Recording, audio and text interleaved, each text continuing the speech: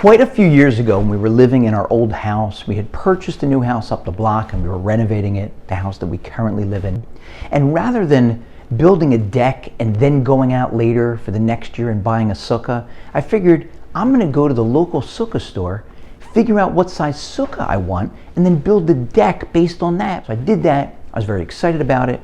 And that night, I went to say goodnight to my daughters, who at the time were probably 10 and 8 years old, and Sukkot for that year was only a few days away. So I said to them, girls, this year we're going to be in our sukkah on our driveway outside our house.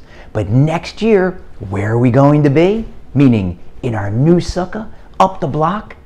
And they immediately, without any hesitation, said, in Yerushalayim, in Jerusalem.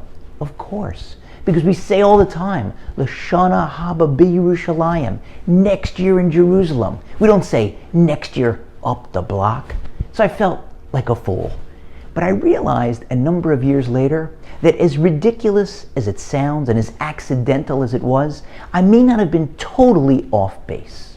We all know how embassies work. They offer protection. Someone makes it inside the doors of an embassy, and the host country typically, due to treaties or agreements, won't go in to drag them out, to arrest them. They're protected.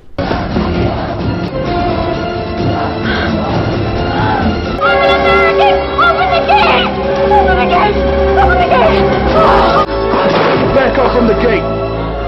Back up! I said back up! And in some rare instances, there's even extraterritoriality, where a person, a member of the diplomatic mission, or an item, the diplomatic pouch, may be considered as if that person or that object is actually in the country that owns the embassy, not in the host country where the person is standing at that moment, or the pouch or package is. And some commentators say that's exactly how it works on the Sukkot holiday. No matter where you are in the world, you step inside a sukkah, and it's as if you're in Israel.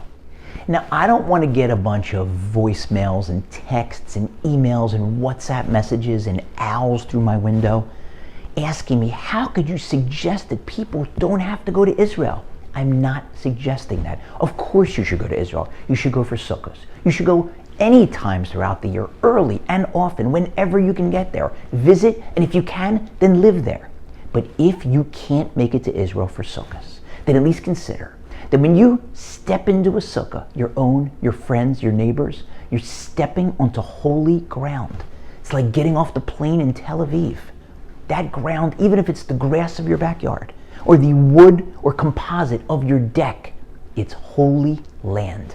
Every second you spend out there, eating, drinking, talking, sleeping, chilling, is a mitzvah. Consider that and you'll elevate your holiday. You're standing inside God's protective embrace when you're in that sukkah. You're in the Holy Land. May you and your loved ones have a happy and healthy Sukkot.